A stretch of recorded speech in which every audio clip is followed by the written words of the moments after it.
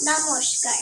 এখন আমি আবৃত্তি করব কবি আব্দুর রহমান প্রান্তের কবিতা স্বাধীনতা।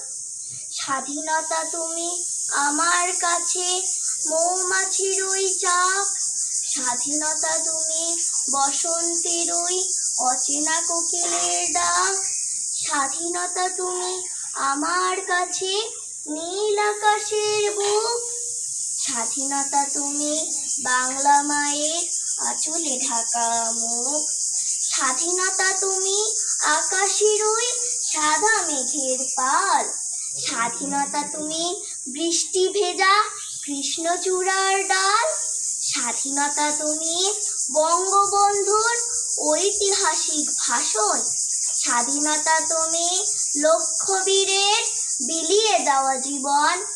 হে স্বাধীনতা, তুমি আছো এবং থাকবে চিরদিন।